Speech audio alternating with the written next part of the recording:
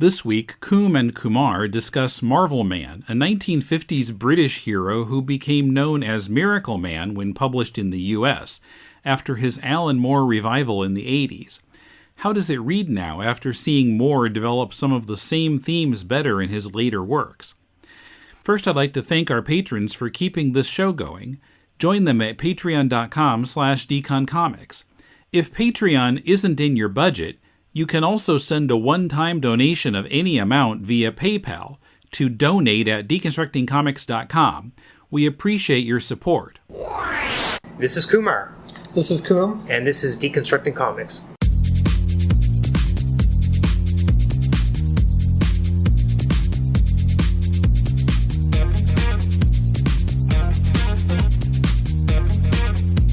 This week, Kumar and Koom are discussing the rather complicated story of the publication of Marvelman, or Miracleman, and because it's a little tough to follow if you're not familiar with it, I want to give you a quick rundown of the history. Marvelman was a character invented in the UK in 1953, when the publisher, L. Miller & Son, no longer had Captain Marvel comics from the US to publish, and wanted a similar character to take his place. Those stories were written by Mick Anglo. Marvelman was Mickey Moran.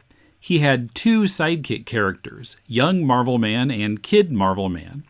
That series ended around 1960. Marvelman came back in 1982, written by Alan Moore, in a British magazine called Warrior. Those stories were first drawn by Gary Leach and then Alan Davis. Starting in 1985, Moore's version was published in the US by Eclipse Comics. But to avoid legal issues with Marvel Comics, the name was changed from Marvelman to Miracleman. In the late 80s, Eclipse published a new Miracleman series by Neil Gaiman and Mark Buckingham. That series ended when Eclipse went bankrupt in 1994. In 2014, Marvel Comics began publishing Miracleman stories with a magazine containing reprints of Moore's work, but since Moore wanted nothing to do with the project, the writing was credited to the original writer. The Marvel Comics series also contained unseen work by Gaiman and Buckingham, Mick Anglo stories from the 50s, and some new work. Marvel has announced that they will publish a Miracleman revival by Gaiman and Buckingham in 2019. And now, here are Kumar and Koom. Welcome to Deconstructing Comics. This is Kumar and Koom in Toronto. I had to remind myself for a second because I'm on the road and still slightly jet lagged and blanking on these things. We're face to face, which we haven't done. Last time was 5 years ago. I think three, and we were talking about Joe Matt stuff. This time we're going to talk about something very different. We're going to talk about Miracleman / Marvelman. I tend to say Marvelman. You can say that, but there's really very little content that actually says Marvelman on it, which we'll get these to. days. Yeah. Well, yeah, at this stage there's very little, but that's the whole subject in itself. Written by Alan Moore, of course, and a bevy of artists.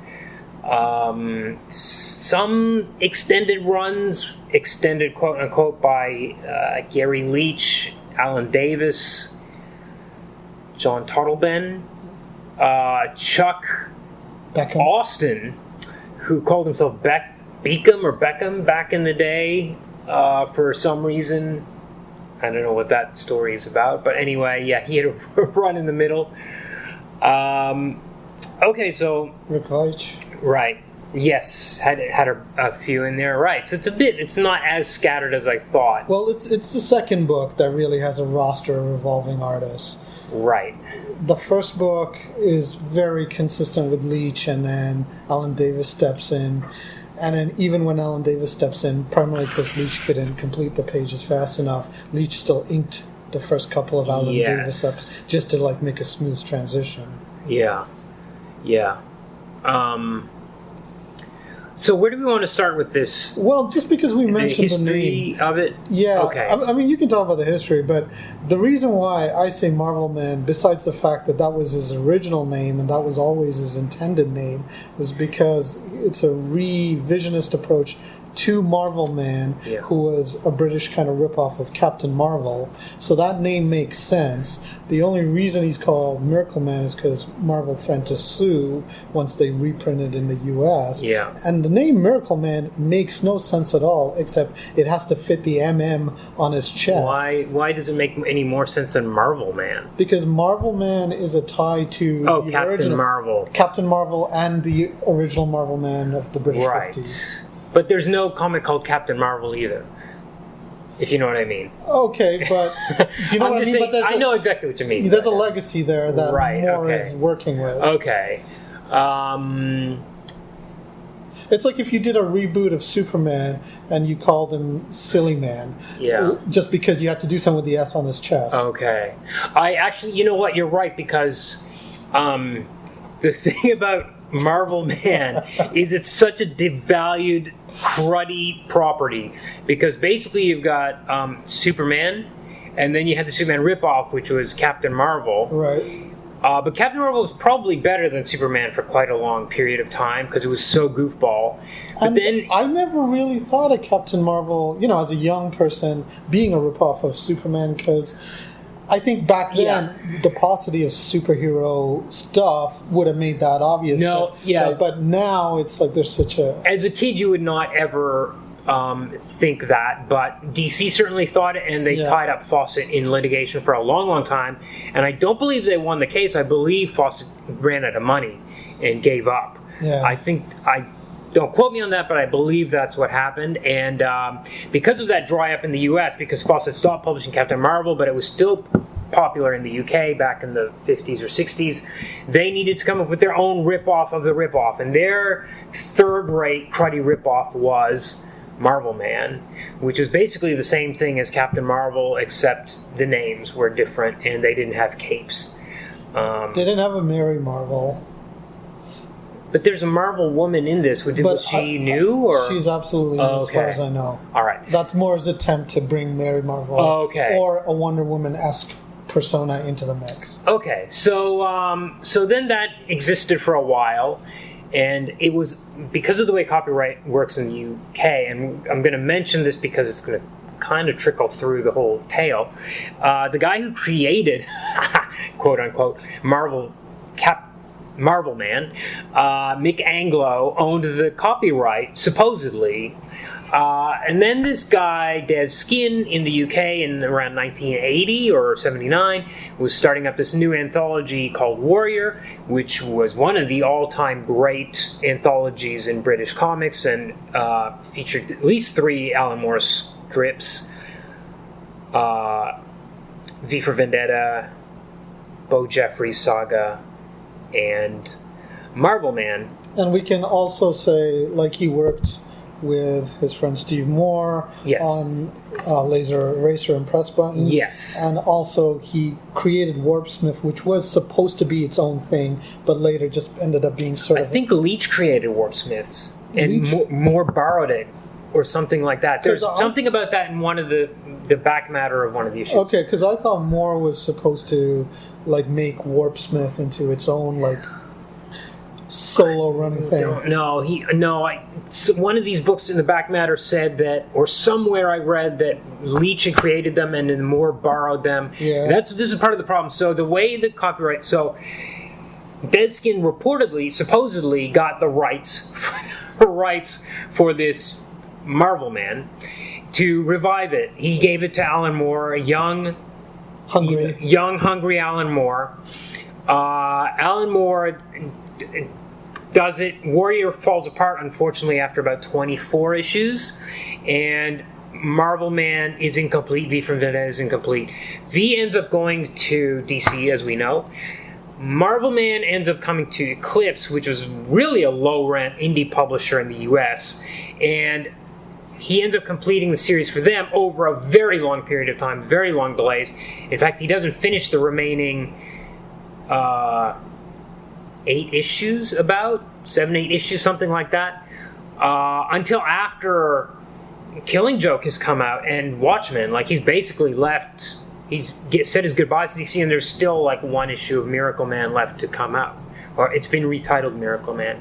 Now, flash forward another 10, 20 years, Turns out maybe Mick Anglo didn't own it. Maybe Des Skin didn't buy it properly from Mick Anglo.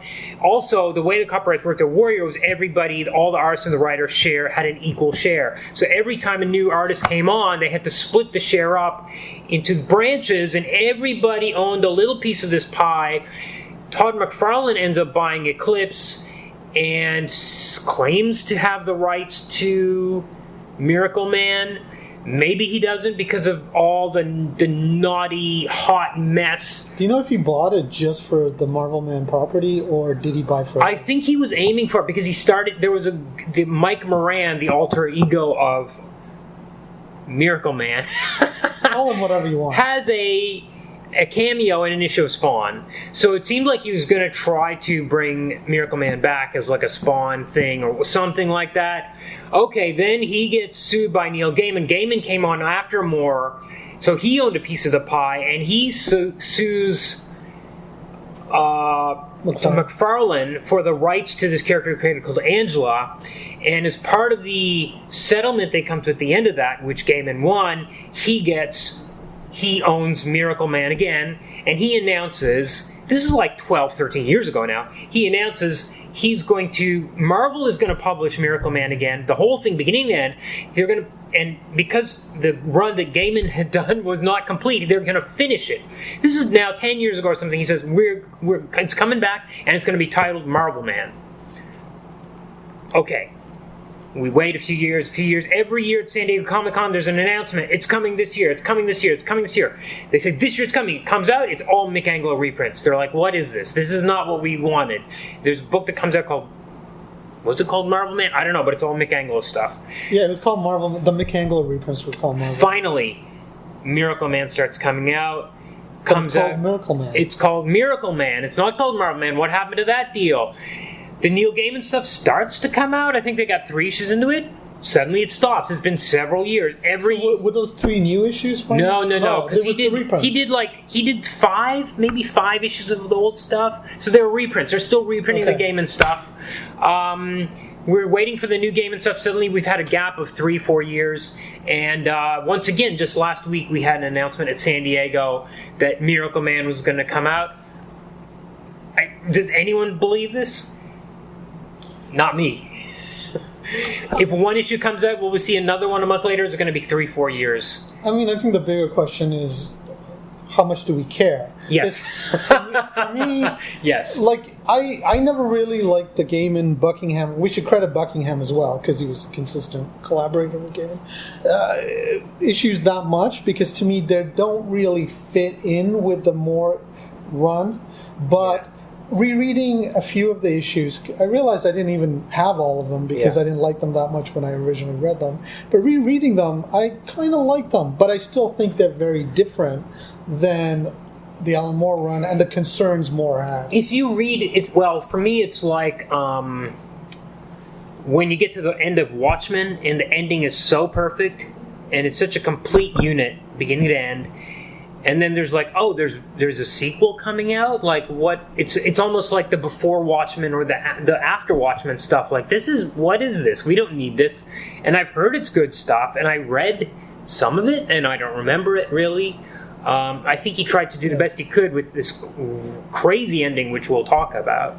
But it just seems weird that there's. Well, what's interesting about the Gaiman stuff is, like, usually if you'd imagine somebody coming on to continue like a major creator's legacy, you'd think they'd try to emulate some of that or what have you. Yeah. Like, oh yeah. You know, but he doesn't do that. He kind of says, I'm just going to do these little vignettes. Yes. And I'm just going to explore different ideas about this perfect society. That's all he can do, really. Do you think so? Because what they announced at San Diego, or at least what they've been saying, is that Gaiman's had this idea to finish the storyline that he hasn't talked about ever in interviews. And so I'm like, where can that go? What is the big thrust? Because what you can tell from reading the issues that have come out is that there is no great arc that's building up.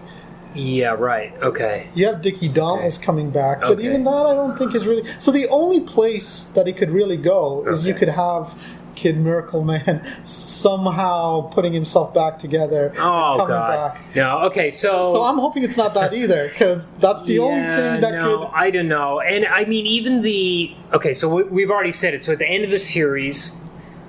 Why are we talking about the ending first? I know. Well, anyway...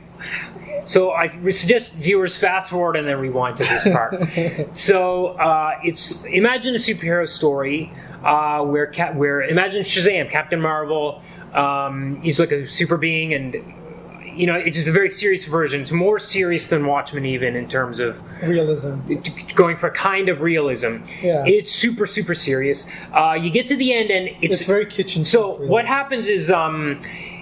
At this stage, Alan Moore has already written... I want to talk about the early stuff, but I don't want to lose my train of thought here. He goes into... If you imagine Watchmen, it's like superheroes give up, like Captain... you imagine Dr. Manhattan, he's like, I'm bored of humanity, I'm going to go to a different universe and create life, or something like that.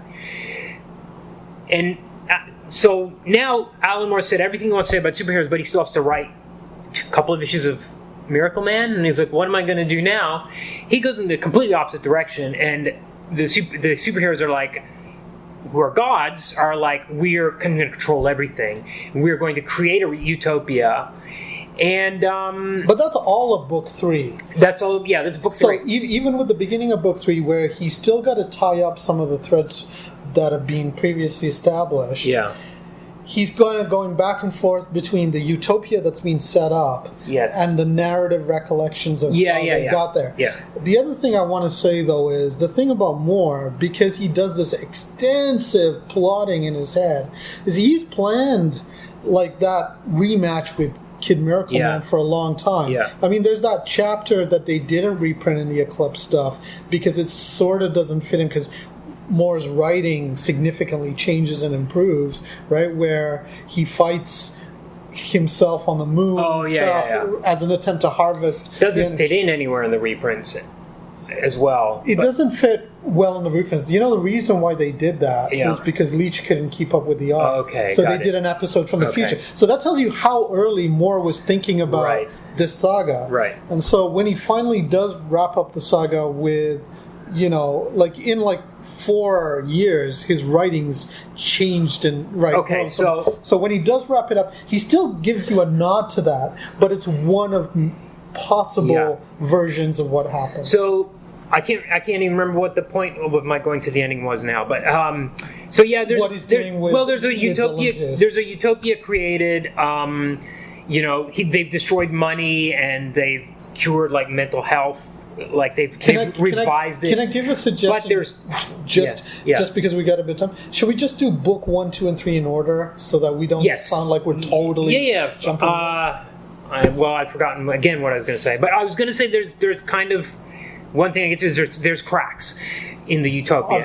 And that's part of the beauty of it, is that Miracleman does not see the cracks because he's so high above humanity. He's become a god that he doesn't understand the flaws in it. But he does feel a sense of melancholy at the very end. But he doesn't know it's melancholy. He doesn't know what he feels. He doesn't know what it is. He doesn't know. He feels an emotion. He doesn't know what it is. He's not as smart as he recognizes a thing, but he doesn't know that it. He did anyway. I think those cracks. I don't want those cracks explored. I don't want that to be the kind of sequel material. But that's already what you've gotten in the game and stuff. Yeah, I think that's kind of the part of the problem. Is it's perfect because the perfection in the story is not right. Anyway, well, an interesting thing about the development of his career. So, reading Volume 1 again. So, what we've got basically is it's almost an archetypal Alan Moore thing where you've got this guy who's living an ordinary life, and then through a fluke, he remembers that he used to be a goofball superhero in the 50s. He's forgotten his magic word. Except he doesn't think of himself as a goofball. Right. There was a huge accident in the 60s, and these superheroes were wiped out, disappeared. He through amnesia forgot his magic word. Now it's 1980 or 79 or 81, and by a fluke he remembers his magic word and he says the word, and he becomes a superhero again. What's interesting to me is often when you read like the early versions of things, or like imagine a kid who's seen all the Marvel movies and then you show him Star Wars and he's like, this is kind of boring. You know what I mean? And you read that first volume of Miracleman / Marvelman, and it's like, oh, everybody else has copied this, and this is like a poor man's copy of Alan Moore reading it, almost, because it's got all the elements are there, and it's even there's certain lines of dialogue where it's like it's almost literally on the page is explicitly stated, like without any subtext, like superheroes are scary, or you're like gods, or you're super powerful, or you're frightening, you're not fun like I thought superheroes would be. Like characters say stuff like that, and it's almost like what a copycat writer who's been influenced by Alan Moore. We've seen that for 30 years now. People writing like that. Yes, except once again, I'll never know if I was reading it for the first time now whether I'd feel exactly what you described, or is it just I'm reliving the emotions I felt the first time I read it, and I've subsequently felt whenever I read Alan Moore stuff. But I still think some of those moments and those bits of dialogue are so poignant and so strong, despite the creaky craft that he has at that early stage. Those moments are so strong. Like, for example, you're talking about the baby being thrown, and him catching the baby, which is like a archetypal superhero thing, but then him saying, I'm sorry, the ribs are cracked to the mother. There's no way you could not have some effect of like that velocity and me catching it before it struck, and so those moments are so strong. Or like Liz, I love Liz in the first book, because she's sort of like our surrogate, and she's like exploring his powers, and she's like, I would have heard about this if you existed in the 50s. Like, this is ridiculous what you're talking about. But there's a constant mentioning of how things are ridiculous, and the cracked ribs on the baby that it catches. Whereas I've never read anything by Kurt Busiek or anybody else that's that well written, that's that poignant and sharp. That meeting with Kid Miracleman, oh my God, it's terrifying. Yeah, I agree, and I don't think it's clumsy writing, but I mean, if you compare it to Swamp Thing or Watchmen, which are kind of the same. Oh, we remember we're superheroes now. We haven't been superheroes for a long time, and now we remember we're superheroes, or we're reborn, or... I mean, Moore's done it so many times, and I feel like it's better those other times. And this time, going back, it's like, oh, this is young Alan Moore, but you could have put like 2005 some Marvel writer's name on there, and it would be like, that's the kind of stuff they're kind of going for, those same kind of moments and those same... Here's the kind of realistic thing that would happen if there were actually superheroes, and and just capturing these bits and I don't know. I still feel that it retains a unique kind of thing. Okay. Yeah, like just even the atomic thing. Like you mentioned the fact that they were destroyed in the 60s. Yeah. That wasn't during the McAnglo run. That was something Alan Moore envisioned as a way to explain why Mick Moran has forgotten that he's Marvelman. And the way they're destroyed by the atomic device, and the fact that the light is such a central metaphor, and this idea of him being a god and being born from the atom, that is done so well. And the metaphors of light and like flames, and like even when he remembers him falling from the atom bomb that's hovering in space, he imagines himself being on fire. All of that stuff, it's very primal in a way that I think still kind of reaches through. The narrative captions are actually amazing. They are amazing. They are really beautiful. So I don't feel like it falls from the... And it just happens to be that the hijackers are hijacking plutonium. I mean, reading this at that time in the early 80s when people were way more concerned about nuclear war would have been even more potent. But still, all of that stuff, like, it really plugs into magic in a way that is not like the stuff post his 40th birthday where he deals with magic more, but it's still magical and it's elemental, and it's like, I don't know, like even right at the beginning of his career, he's got his fingers in it really deep. I agree. I think it's too... What was the problem I had with it? Maybe it was too much. It was too over the top. It was too over the top of a flip flop from the big red cheese Shazam type thing to this. Okay. Like, it's kind of like like I'm just trying to think. Like I'm thinking like what they did with Speedball when they turned him into that S&M kind of guy. And Marvel did, and I can't remember his name, but it was the biggest joke. It's like, hey, we can't do these fun characters anymore. It's got to be super serious, and that's the kind of thing that we've talked about before. More reacted against later when he went to Tom Strong and 1963. Yeah. He flip flopped on his earlier. He felt bad about what he done. Yeah, I mean, this is darker than Watchmen, really, or Swamp Thing, or any of that stuff. It's so bleak. Absolutely. And it's British. It's got that British thing. But the thing is, for me, this is only a Volume 1 problem. Because I know the writing in book 2 is so good. Well, the writing is good, but book 2 suffers from the art, especially the Chuck Austen stuff. I do not care. In fact, I think I even like that it's gone through all of those because I just think it's. I don't know. Book 2 is the first one I ever read. I picked it up. Okay. I picked up the Eclipse thing because I was getting into Alan Moore, and I was like, this looks really not like my kind of thing. Yeah. But I'll buy it because it's Alan Moore. Okay. And I loved it. Okay. Everything from the Nietzsche quote at the beginning. Yeah. So. Yeah. Onwards, I mean, I just was like, so like, I don't think I even noticed very much when I read it that they're changing artists or questioned why. The only thing I questioned was why the chapter's so short. I think, so I think this is the first new stuff post-Warrior. No, there's some Warrior stuff. Oh, there is some Warrior stuff in there. Okay, so. Because remember, Eclipse was reprinting everything. Right. But then somewhere in here they said maybe you don't notice the art as much when you're younger reading it, but you're reading it now. It's kind of a struggle, and I think it has the same.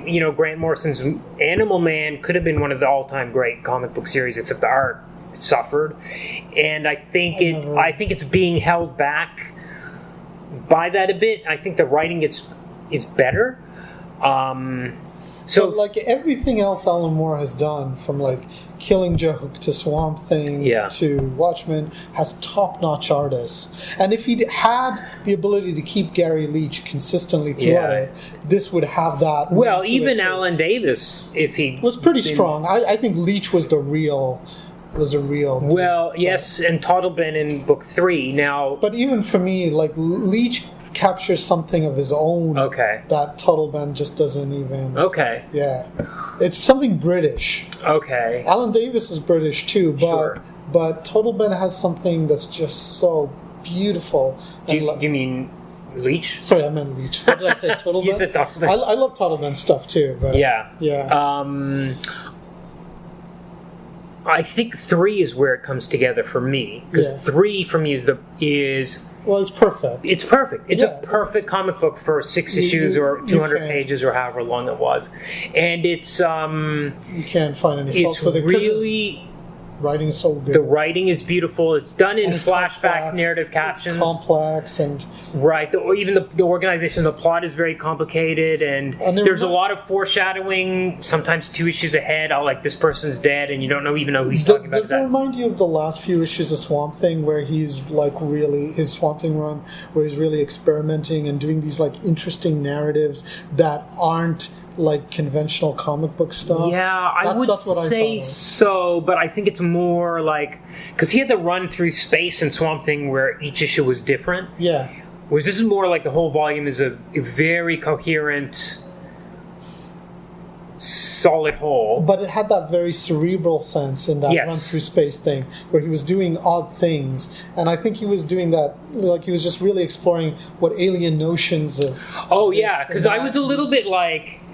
Let down with these aliens show up called the Warp Smiths, and I was the keys. Yeah, and I was a little bit disappointed that they were kind of humanoid, because some of this stuff Moore does with aliens, and even in book 2, they are really alien like. But that's because once again, Warp Smith was created very early. Right, but like you see this alien spaceship, which is kind of the source of the Miracleman powers in a sense.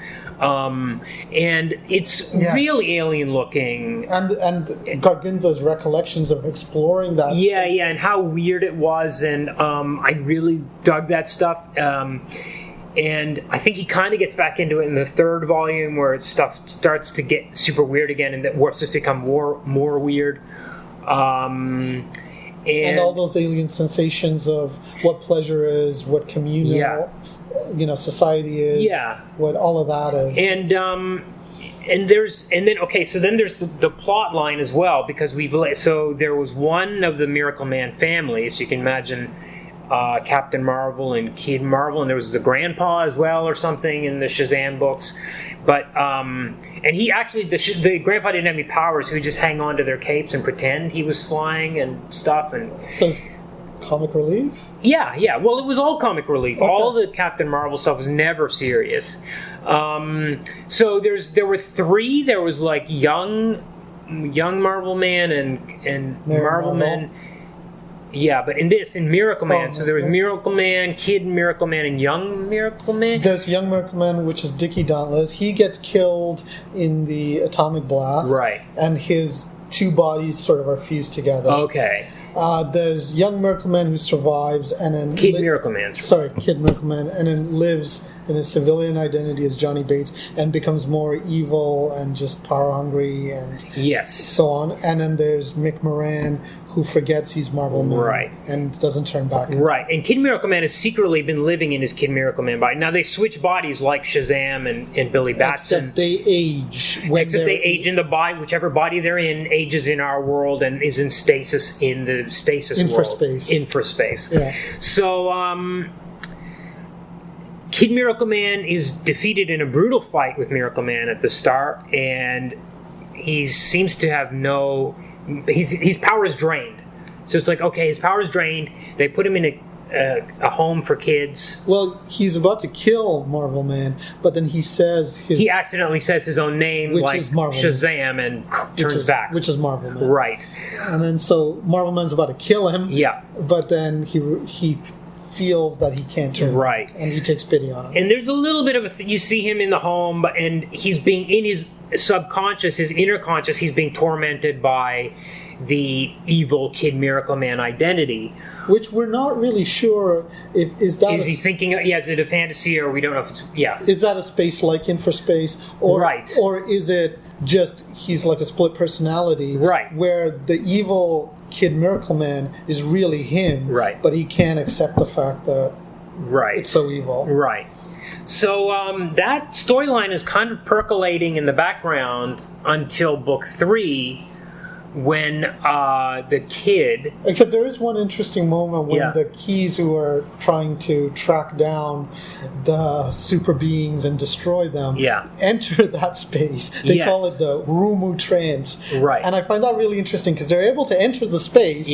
but somehow the Kid Miracleman is able to avoid them in that space, because they don't find him. They just find Bates. Yeah. And then Bates kind of like... Ugh. Yeah. And then they're like, nothing to worry about here. Right. Everybody assumes he's not a problem. But basically his power has been building back up, and then he's sodomized by these bullies at the Institute, and then he cracks and says his magic word, which is Marvelman. And Kid Miracleman, so we already knew he was super sadistic evil, and meanwhile when he breaks free, the Miracleman family have been up in space for... They've been visiting these aliens who built this base on the moon, or on the other side of the moon, or something like that. But anyway, they are not aware of what's happening on Earth. So he's had like 40 minutes, much like Ozymandias has had 30 minutes to blow up New York. He's been going crazy like there. And this issue 15, is really the most violent comic book I've ever seen, and I've read Hard Boiled, and there is like, and it's shocking. It's not, you feel sick reading it. It's not even because it shows you what's happening like Hard Boiled. It's the numbers. It's the amount. It's the scale of devastation. Well, you see skins, skins of humans hanging on clotheslines. But you don't see him doing it. You see the after effect. You see a rain of hands. There's a rain of hands and feet from the sky. Like he's just up there pulling thousands of people apart and just raining hands for no reason. That he's trying to get Miracleman's attention to come back down to Earth and fight him. Or he's just really indulging in his appetites, which are very severe. There's that too. But then when Miracleman finally shows up, he's like, "I've been waiting for you. Like, what took you so long?" Oh, sure, he's enjoying it. Yeah, but it is, families are walking around with like mothers wailing, kids wailing, and then none of them have any arms. It is shocking, totally shocking, and it's kind of right at the end. It's basically the last issue, and then Miracleman is forced to snap the kids. They finally manage to get him to turn back into Bates, the boy, the little 12-year-old boy. Warp Smith warps a rock in his head. And he's in such pain that he is like, his only escape is to switch back to the child. And Miracleman snaps the neck of this child. Which is what he should have done. What he should have done in the first place, but it's this most shocking, gruesome, upsetting, and the layout is amazing, the way it's depicted on the page. My question to you is, do you think Moore is enjoying writing that part of the story as much as, say, the other stuff around? Enjoying? I don't know. It's not enjoying the destruction. I mean enjoying the action part of the story, which continues from books 1 and 2, as opposed to the meditation. Because to me it feels like he's grown dissatisfied, and you mentioned that he'd kind of moved away from superhero stuff. Yeah. And he's just going through the paces of finishing that saga in an extremely competent way and an extremely applied way, because he gives himself to whatever he does. But the stuff which is based after that is looking back about the building of Olympus and the changing of human society into this thing, that's to me where his heart really seems to be. Well, I would... Not that the other stuff is not inspired, it's just...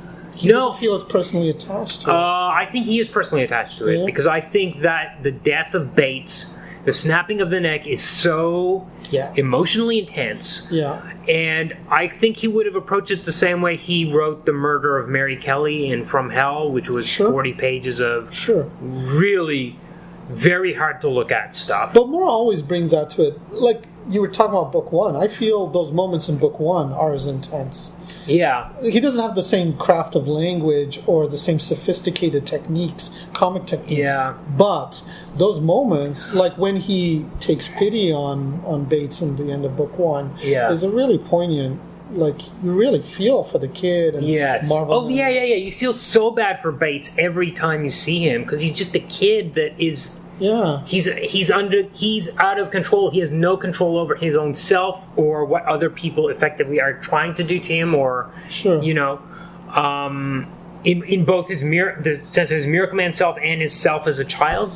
But I think that the thing about that issue 15, which is the superhero fight issue, which is like, here's what would really happen if two super beings like Superman fought a Zod. Like, you would have all these people ripped to pieces, and like, Kid Miracleman is pure evil. But I think the two issues go together. I think 15 and 16 go together. I think the Utopia, it's almost like in Alan Moore's mind, and I always talk about how he writes in single issue units. I think in this case it's like a 2-issue unit, and you have to have the flip-flop where actually, now that we've defeated Bates, we're going to have a perfect society. And it's even the opposite of Swamp Thing, where Swamp Thing has that issue where he meditates on whether he should cure the environment. And at the end of the issue, he decides, no, I'm not going to do that, because if I do, then humanity will never learn to do it for themselves, and they'll never learn. Yeah, but to me, Swamp Thing doesn't end in a bittersweet way. No, but I mean, here it's the opposite, because Miracleman is like, all right, I'm going to fix everything. I'm going to take away your money. I'm going to fix your mental health system. We're going to eliminate crime by doing X, Y, and Z. And you end up with a perfect world. And there are still some kind of freaks out there, like some people that copy Bates. There are Bates copycats, sort of. They like dress like him or whatever. Sure. And there's some kind of weird things at the very fringes of the society. But it's not just Marvelman. It's Marvel Woman. Yes. Is also his daughter, his very, very precocious daughter, Winter. Yeah.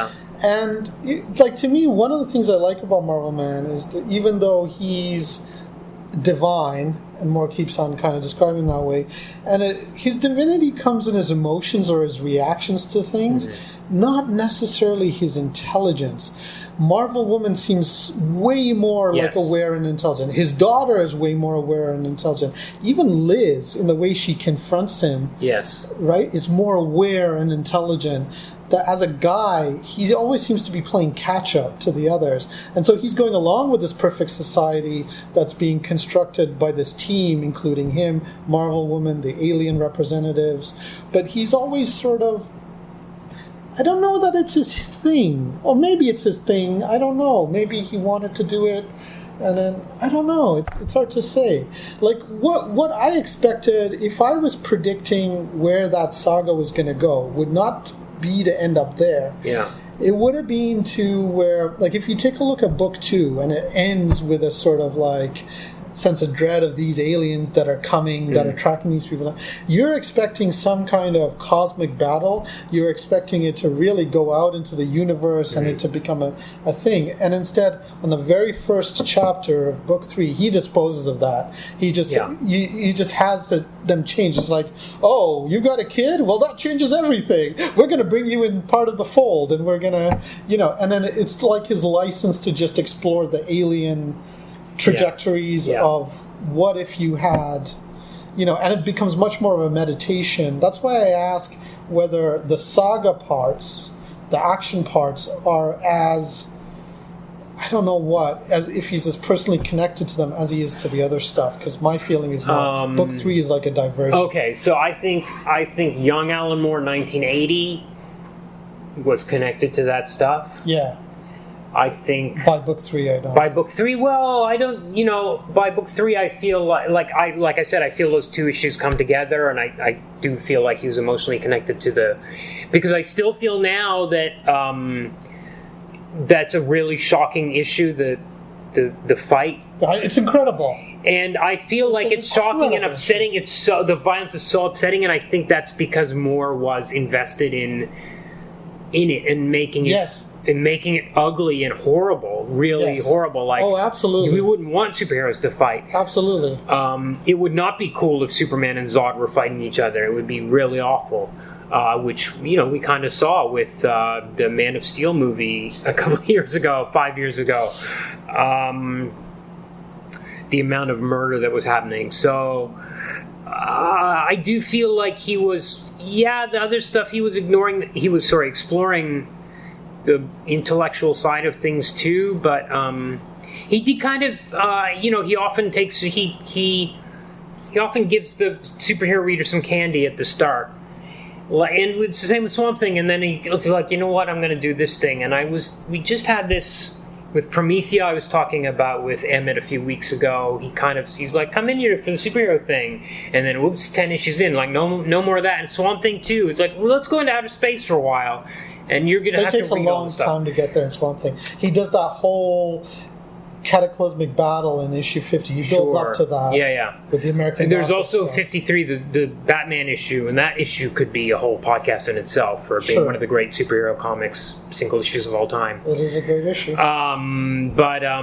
does that, and maybe he was sort of I think Volume 3 is more outside. But there's I think it was in Volume 3, there was a line where they're chasing each other through. It might not even be a fight. It might be just Miracleman and Miracle Woman, they're kind of falling in love sort of sequence, if you will.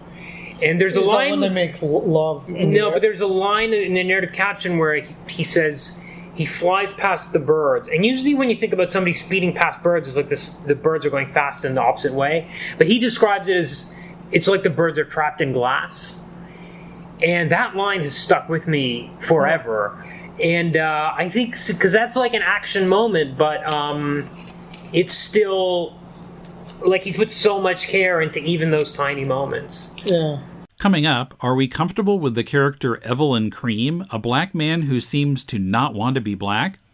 When taking over an old comics property and rebooting it, how much revisionism is too much? And more. If you're interested in buying Marvel's Miracleman books or anything else, you can help this podcast by buying them from Amazon. Just go to deconstructingcomics.com/Amazon and make that your bookmark for future purchases. We'll then get a percentage of what you spend. It costs you nothing extra and helps us cover web hosting and the other costs of presenting this show every week. We really appreciate your support.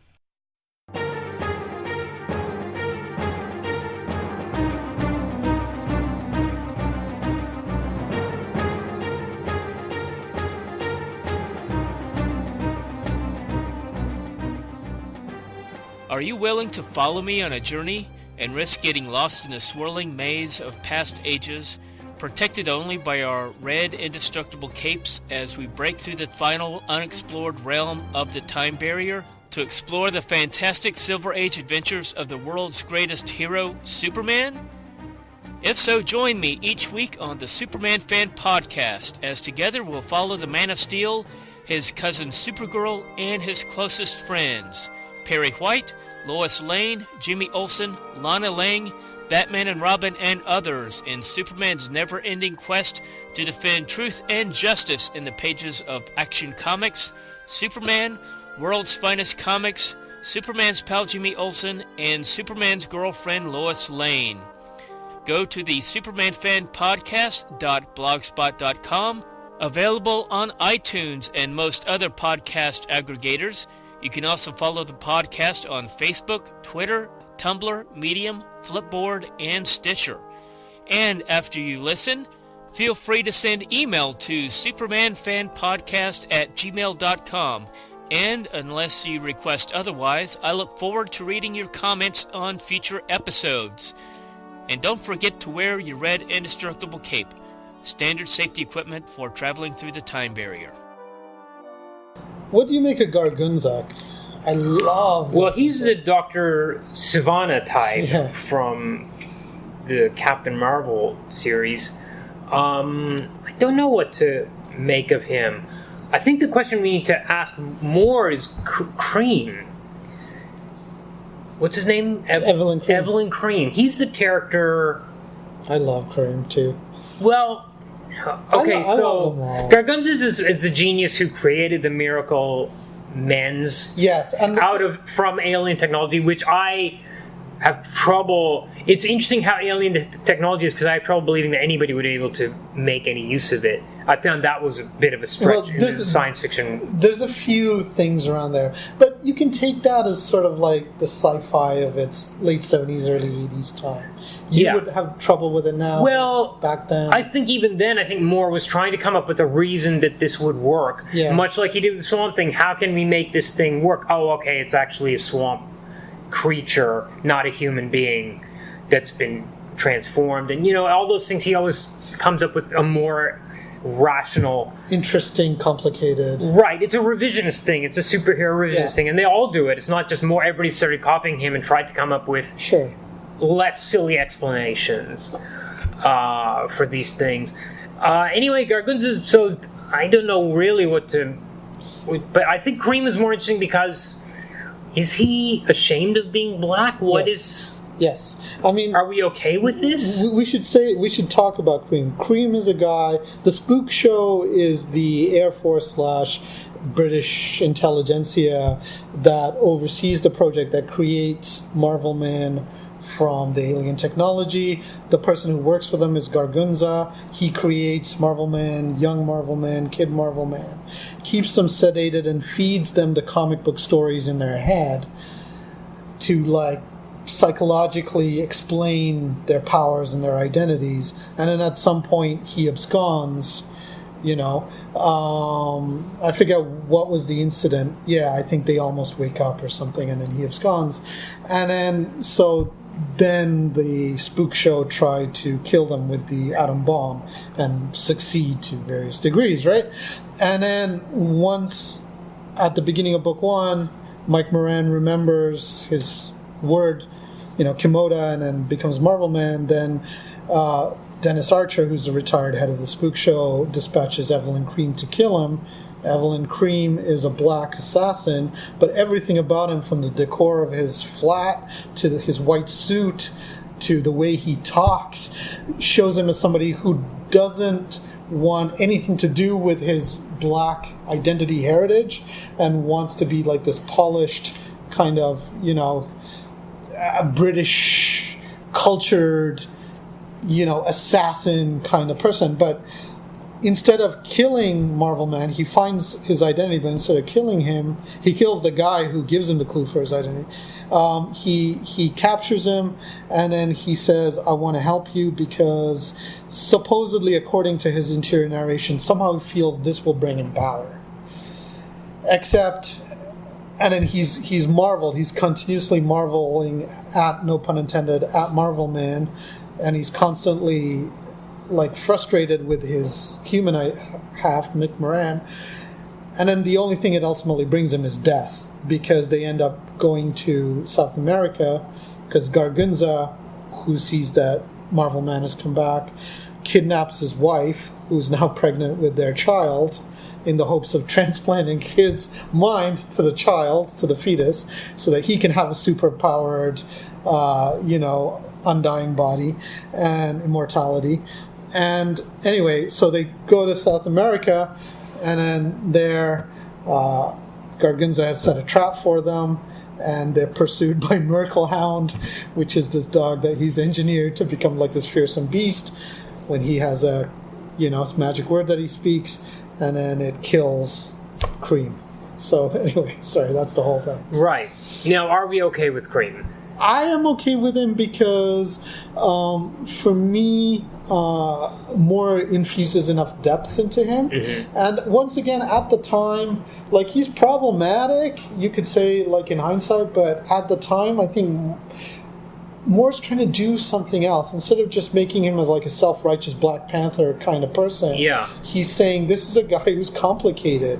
And he's complicated because he has a capacity for wonder, but at the same time he's lusting after power. He's immoral, he's extremely Machiavellian, and yet at the same time he gives himself over to Marvelman, and he dies for it, and he accepts his death well. And in the process of that, he becomes quite aware that he is running away from his identity. Those sequences where he's thinking about what he's been afraid of all that time, and then the ultimate realization, the thing that he's been chasing, the white skeleton, is death. I think that gives me chills. That is a significant amount of literary craft there, despite the problematic nature of doing this with a black character. So I think he more, for me, redeems that character the more he works with him. Yeah. Is the Fire Drake supposed to atone for that later on? He is a black character who's just completely virtuous. I don't know, but to me, Cream's the more interesting one. Yeah, I think he's complicated for exactly the reasons you've said. But it reminded me of Sally Jupiter in Watchmen, having been raped by the comedian and yet ending up in a sort of relationship with him. Well, it's a momentary lapse. She doesn't really form a relationship. Right, but she... But is it realistic? Does she kiss his picture at the end or something like that?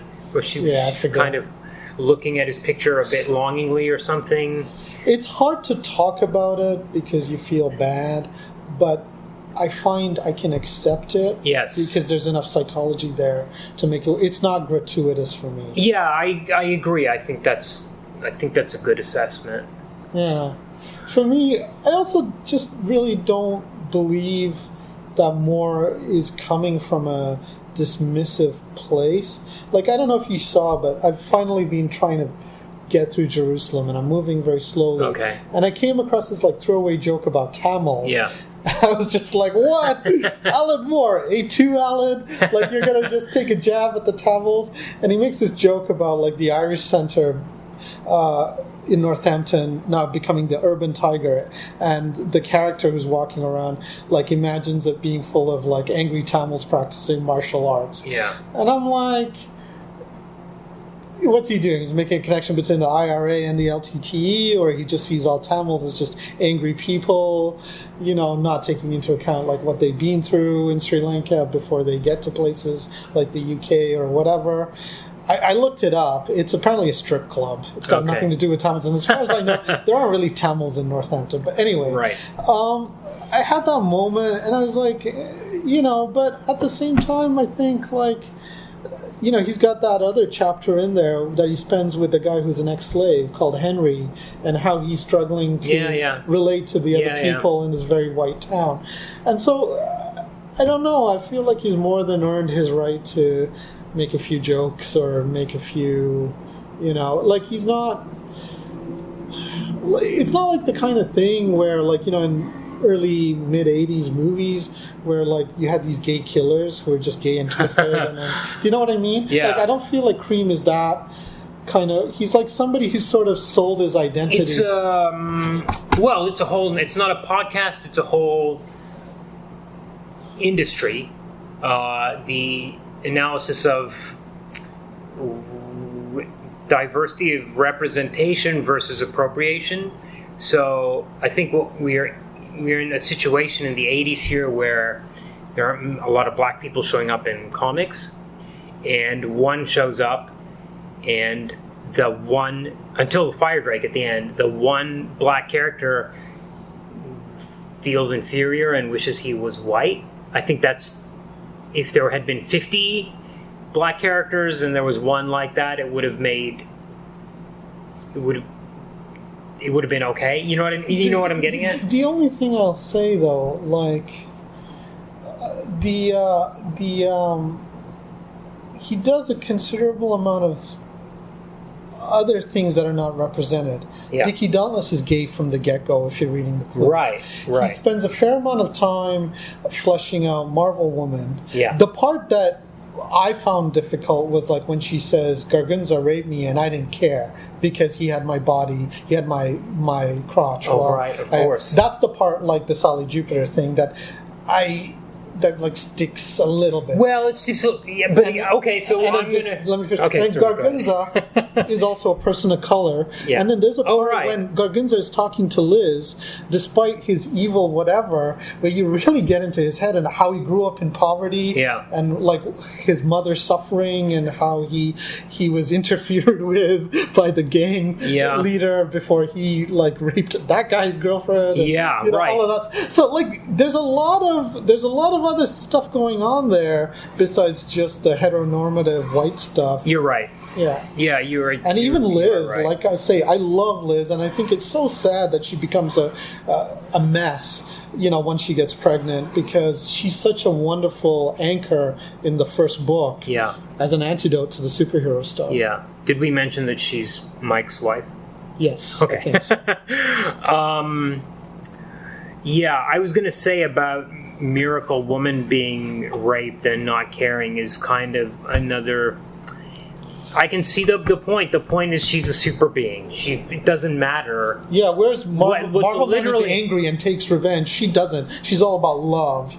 She's Aphrodite and Gandhi at the same time. Yeah, but it's like an ant walking over her foot. Yeah. It's like would she even notice it? Like she just doesn't care, and I get that. Going back to what you said earlier, though, not only Gargunza, the explanation for Gargunza being able to take alien technology, and even Winter says this at one point. It's like you took something like a clock radio and then you built like a whole factory out of it. He's a genius. Mm-hmm. And that's one of those comic book things where it's like Lex Luthor, right? Yes. But even if he's a genius, how is he able to create these beings of divinity that are like, what is that? Is that just... That's never explained, is it? They never say why they're super beings. He creates super beings, but he doesn't say how. Because if they're flowing from him and he's like constructing their bodies and because he constructs them from the get-go. Why aren't they not twisted versions of himself like Kid Miracleman from the beginning? There's that too, but they don't explain why. So basically they clone a human and they send one body to infraspace. Why does the infraspace body have superpowers? Why can't it fly around and have I-beams and stuff? is that ever explained? I don't Well, think so. supposedly Kid Miracleman, not the flying part, but the eye beams, Yeah. he develops his powers over time. Sure, but in the first book, he's even able to control the weather. He strikes Marvelman with a thunderbolt. Okay, but why have the first power? Where did the first power even come from? Yeah. So I clone you. Yeah. I send one of you in infraspace. Why does that thing have the ability to develop powers in the first place? Is that ever explained? Supposedly, like you see, like one panel of the body, like in a tube or whatever. Supposedly, he's doing something, and that's where you gotta take the sci-fi leap or the comics leap of faith and say he does that. Because the only way for Moore to deal with this stuff, same thing with like Swamp Things, whatever, or Dr. Manhattan. Like, we all know that if you're taken apart by an atomic blast, you're not going to put yourself back together again. Same thing with Swamp Thing. I mean, just because you now realize that you're vegetation doesn't mean you can necessarily tap into some astral plane and then regrow yourself. Well, in that case, there was an explanation that he was an earth elemental. Right. So they came up with an explanation, which he actually does have magical powers. But you got to take that leap of faith that magic exists in that world. And the same thing here. This world, it's got the superhero potential. But what I'm saying is there's no line of dialogue that says people in infraspace will automatically gain the power of flight. They're not automatic. Gargunz has created all of this. That's why Big Ben, who's created by the Spook Show, is nowhere near as strong or as mentally. Yeah, that's nodded to. But there's no real. The thing I have difficulty with, the gap for me in all of this careful artistry that Moore's done, is Moore's taking all of that 50s stuff and he's saying that was created by the real Gargunza, who's way more evil than the Gargunza from the 50s. Right. Why would Gargunza create dreams with him as the villain in them? It makes no sense. Repeatedly, the major villain. Was there a reason for that? Was there a line of dialogue or something? There's no reason given. The only thing is when Mick/Marvelman explains to Liz after regaining his powers, he was like, we thought it was fun and somehow nobody would really get hurt, and then you see a panel of Gargunza kind of like, beaten up and like, so it's never really explained. There is that great interlude when they're dreaming, and then Gargunza is like trying to frantically type out a program to explain what they're and then they think it's hypnos, and then he pulls over his face and it's Gargunza. Right. So I think even that that's the but even that's not even the whole idea that so as we said, he'd forgotten that he was a superhero in the 60s. But it turns out that he was never a superhero in the 60s because all of it was implanted 50s, because it was all implanted memories. All the adventures they had were just implanted memories. To control them like that doesn't make much sense. It doesn't make much sense to me that was somehow they were able to mind control these guys, and they never had any adventures or any missions until the one where they went up and actually got killed. That's right. Later on, Marvelwoman says that she had to go after Young Nasty Man, so there's an extra little episode right. But that kind of doesn't make sense, and also to me it was a little bit of the kind of thing that would annoy later Alan Moore. Yes. The idea that you would write off all of those fun adventures as being too silly. So silly, they were a product of someone's imagination. In fact, he did almost the exact same thing in that thing he wrote for Rob Liefeld, Judgment Day, where it was like, oh, actually this whole universe was the product of an adolescent child's dumb imagination. Yes. It's almost the same shtick. But that's brilliant. Yes, because it was Rob Liefeld, and it's true. But right now I think, now Alan Moore would be like, those were the good stories, the Mick Anglo goofball stupid stories. I don't know if he'd go that far. I think he would go that far for Marvelman, or not Marvelman, for Captain Marvel, the big red cheese stories. Well, maybe the Captain Marvel ones. The Mick Anglo ones, I haven't read much. They're not great. They're not great. And in fact, I don't know why. So Marvel, when they started reprinting, why were they putting these things out in single issues? Anyway, they were putting out single issues of Miracleman, and they were about 40 pages because they would have 16 pages of story, and then of Alan Moore's the original writer. So he's not credited as Alan Moore because Alan Moore doesn't want to have anything to do with this nonsense. He's credited as the original writer. So you get 16 pages from the original writer, and then we get like 20 pages of Mick Anglo reprints. Why? It's crud. It's garbage. It's so awful. Because it's filler. It's filler. Do we need... Why don't just print the way they were printed by... Just put out the trade paperbacks, for God's sake. It doesn't make any sense the way they were printing them. But yeah, I think Alan Moore would... These days would be like, he was trying to, like, look at all the kind of post-Superman stuff. Look at the Tom Strong stuff he did. But he was trying to recapture that. It's that 80s stuff we really like. We really like the revisionist stuff. Yes. We really do. Yes and no, because I mean, I do, like, this is... None of us is willing to give that. Well, okay, here's what I'll say about the revisionist stuff. I love Watchmen. I love Swamp Thing. I love Dark Knight Returns. V for Vendetta? V for Vendetta, I don't really consider that revisionist. Unless it's a revisionist of Guy Fawkes. But for me, Miracleman was like kind of too much. I think Volume 3 is beautiful, but as I was trying to kind of get at before with Volume 1, I think it's just too much of that. It's so much revisionism. It's like none of the stories even happened. They were all in his head, and he's going to catch this baby, and the baby's ribs are going to break, and all. It was just. But that's only if you put stock in those stories. If you know that Moore is trying to play with material that there's no way you can hold it up to the light of day in the early 80s.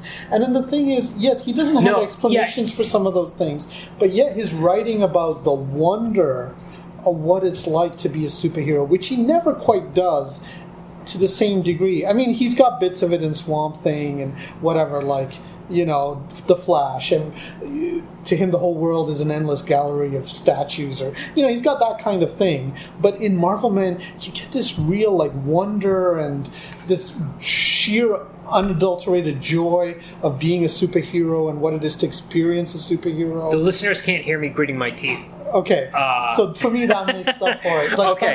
some of that prose. I'm going to say that the wonder is kind of the prose. It's there, but it's kind of not there because at the end he's not a superhero. He's a god. All of them are gods, and they are written of. They're described as gods by themselves, by the narratives, by everything around it. They're depicted in this. The Fortress of Solitude is beyond anything. It is a godly realm. I think it's not about the wonder of being a superhero. I think it's only gods if you keep them relative to the humans. If you take them out to space, where the other aliens are, which is where I thought the book would have gone, okay, they're just part of the tapestry. Okay, maybe, but I don't feel like it's about the wonder of superheroes. I think it's about look how stupid superheroes are. Look how stupid. Early on, it's about the wonder. I think it's look how stupid these 1950 superheroes are, and then even at the end of it, it's like, look how stupid all your 1985 superheroes are, because these superheroes are gods. Yes. And that's even touched on in Swamp Thing when you first meet the Justice League, and they're up there in their satellite, and you don't see their faces, and then they descend to Earth as gods.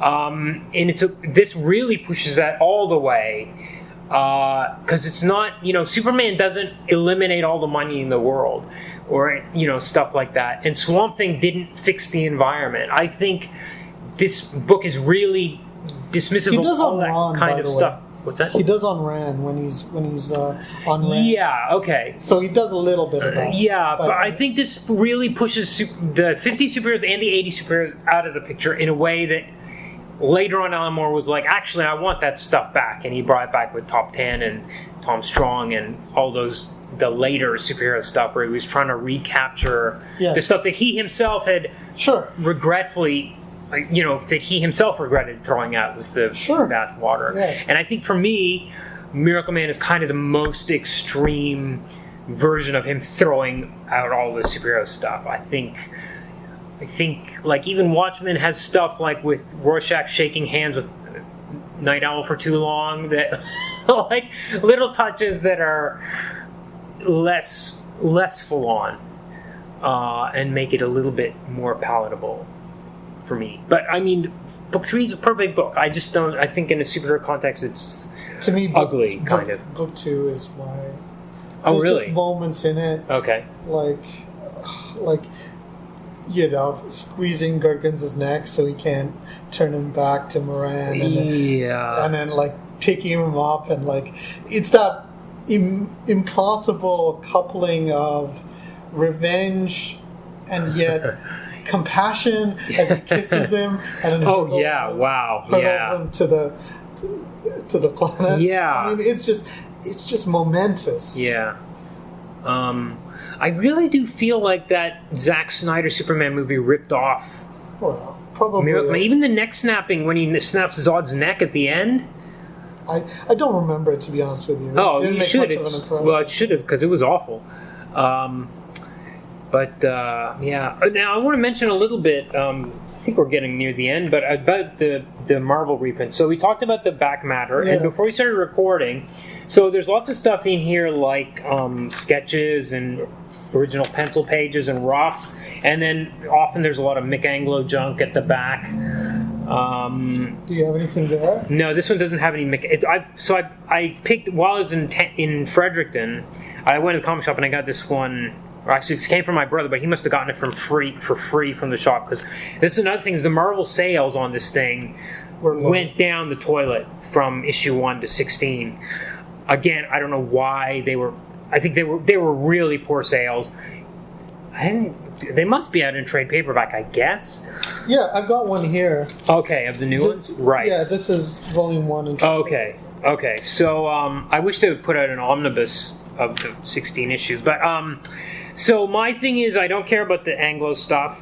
The sketch stuff, I like a work of art to be complete in itself. I don't really care about the behind the scenes stuff, and even when I buy a Blu-ray or DVD of a movie, I almost never watch the behind the scenes making of stuff. Because it depends. Like DVDs have a lot of crap, but they do have some odd stuff. Whereas this stuff, I find it all interesting. Okay.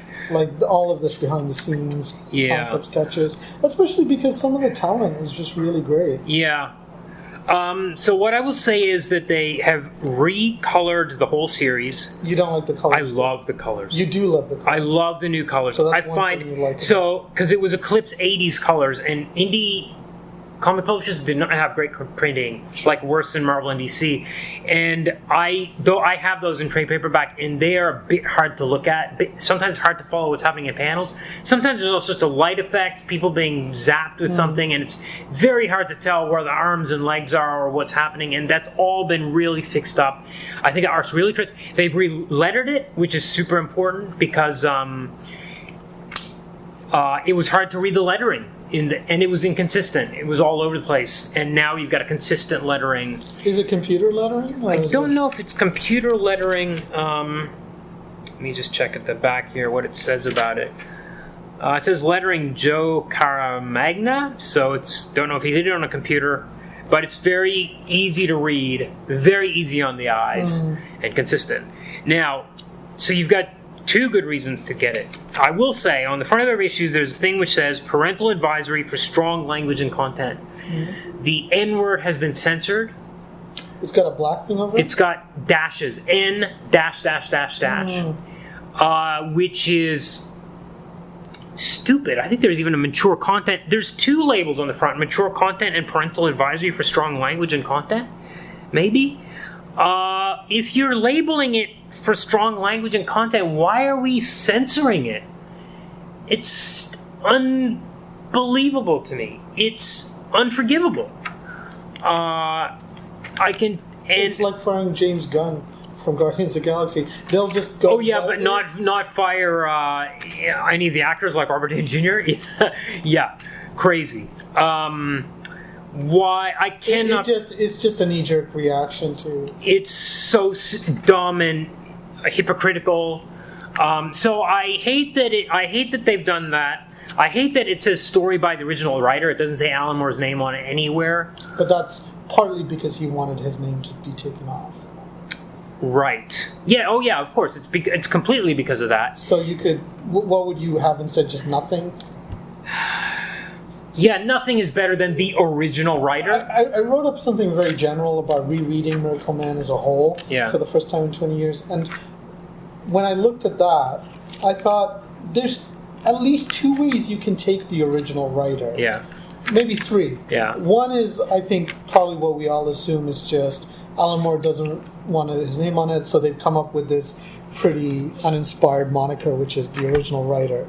Another way you can take it is they planned, like McFarlane did, to branch off, kind of like what DC did with Before Watchmen, whatever. Okay. And they were going to have lots of writers come in to exploit this property. And so Alan Moore is the original writer. Okay. But the third way you can look at it, which is unintentional, is instead of highlighting original, you highlight the. And Alan Moore is the original writer. He's the only writer that has anything original to say that like does something interesting with the craft, as opposed to just being a hack who works for like Marvel or DC I think and does their bidding. They should have called it. They should have credited him as the writer. That would have been the best. I think best option. I don't mind that his name's not on it. I don't like I think the original writer is just the dumbest credit. But I mean, really, this is so. They should have credited him as Affable Apple. I was very lucky. I mean, I bought the 3 Eclipse trade paperbacks. When they were coming out. Actually, I got 2 of them in hardcover. Actually, sorry, one of them's a trade, and 2 are in hardcover. And there was a period of 10, 15 years there where those are selling for $200 each. Oh, they still sell because they were so out of print. It was like, and because of the legal tie-ups, it was like Miracleman is never coming back into print. So the only way you can own it is to get the single issues or these. But now you got those digital files. Right now, it's come out and you can get digital files. But at the time, that was the case. Now, so I think anybody reading it is going to get this edition. That's my gut feeling is that's fine. I'm actually going to get the trades of these new Marvel ones as well because because I love the coloring and the lettering. Oh, this actually has the back matter in it too. They all do. Everything that Marvel does has back. Right. I kind of wish the trades would cut that stuff. I don't like that it's like the first 6 issues. I would have liked. I don't like the CGI effects. I don't. I think that ruins it for me. Yeah, I don't know. I didn't because if you look at the Eclipse stuff, it's a bit. It's hard on the eyes. A lot of it is. Well, and also, you know what? Also, I prefer this to this. Oh, interesting. Because for me, book 2, because I read the Marvel issues of those, and the inconsistent Chuck Austin art, which I was complaining about before, is more. What's the word? I can handle it. I don't dislike it as much because something about the color consistency has fixed it up a bit. I see. And I was able to stomach it. I think just that sequence where Liz gives birth, everything, including the flamingos, the Jeep, everything is so magnificent. I don't give a shit about the art. Yeah, and that's a great issue. And also, Veitch was in there, and Veitch to me is one of the great unsung collaborators, a comic artist, just because he has such an ugly style, in a sense. Veitch is great. And, if you read his... Like, he did an issue of, speaking of Superman is Odd, he did a Phantom Zone issue of... Might have been DC Presents, and everybody looked so sweaty and paranoid and stressed out, and I just loved it. And, sometimes, on the right book, his art is just perfect. I think all this stuff looks great with it. My opinion is it all looks great with the new colors and lettering. So I am going to get these eventually. But all right, any last things we want to say about this? No, just rereading it makes me love it all the more, and I really do. For me, this more than Watchmen really sings to me. Although I've always felt Watchmen is a little bit colder than his other stuff for me. Okay. Like Swamp Thing too. I love Swamp Thing. Yeah, I wouldn't go as far as saying it. I definitely don't pervert to Watchmen or Swamp Thing. Watchmen is formally brilliant, and I know that's what you love about him. So I don't want to. It's just the emotion. And the writing in this. Yeah, well, that's another thing is that formalism is not... He hasn't come into his own. He's working in 8-page chapters. He can't really mess around the way he does later. He's got some stuff going on. He's got some... There's some interesting things. Like in book 2, I find there's a lot of that... Like, the last thing said at the end of the page is the first thing echoed. And beginnings and endings tie up often. Yeah. All of that stuff. Yeah. It's not quite up there for me, but I do think, issues 15 and 16 for me are gold, pure gold. And especially the last page, where he's sitting there wondering about he's wondering why he's bothered. Something's bothering him about, how things went with Liz, and he doesn't know what it is. And that, to me, is just so perfect. Yeah, and once again, in contrast with Marvelwoman or Winter, who are so assured about their actions. Yeah. Like, I find I like that about him. Yeah. Because he's got a stamp of humanity, even though he's a god. Whereas the others are sort of more idealized beings, I think. Yeah. And therefore more remote. Yeah. Whereas him, you really do feel, even though he acts so incredibly, there's always a sense of uncertainty, doubt, frustration, longing in his... He's tainted.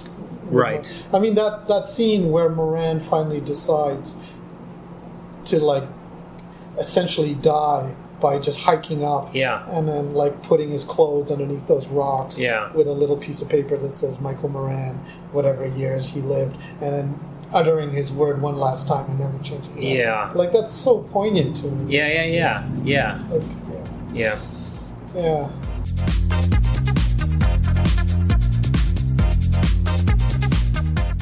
Miracleman is currently published in the U.S. by Marvel Comics. Here at deconstructingcomics.com, we produce Deconstructing Comics, Critiquing Comics, and To the Bat Pulls. If you like our shows and want to support them, pledge at patreon.com/deconcomics. Help us make our next goal and unlock more vintage episodes. Also, please help us get noticed by reviewing us on Apple or any other podcast source. Tell the world why you enjoy Deconstructing Comics. We really need more iTunes reviews, so if you're listening to this, please give us a star rating and a short review. Even if it's just a sentence, let others know why they should choose this comics podcast over all the other comics podcasts out there. Another way to show your appreciation is simply to write to us. Email us at mail@deconstructingcomics.com or contact us through social media. Find all the links on the right sidebar at deconstructingcomics.com. We're also on the Comics Podcast Network at comicspodcasts.com and on comiccon.com, where our new episodes usually go up on the Friday before they appear in our feed. Our theme is from bensound.com. If you're looking for some constructive feedback on your comic, send it to us and Mulele and I will critique it on our bi-weekly spin-off podcast, Critiquing Comics. Send it to mail@deconstructingcomics.com. We'll read at least 30 pages of it and critique it on the show. This coming Thursday on To the Bat Pulls, part 2 of our discussion of the 1960s Batman fanzine, Batmania. How did Batmanians react to the 1966 TV show? What new information about the show can we glean from the zine? Listen to the Bat Pulls in its own podcast feed on Apple Podcasts or other podcast apps, or at tothebatpulls.libsyn.com. Next week on this show, Kumar and Emmett talk about the film version of Derf Backderf's graphic novel My Friend Dahmer. That's next Monday. Till then, this is Tim, and thanks for listening to Deconstructing Comics.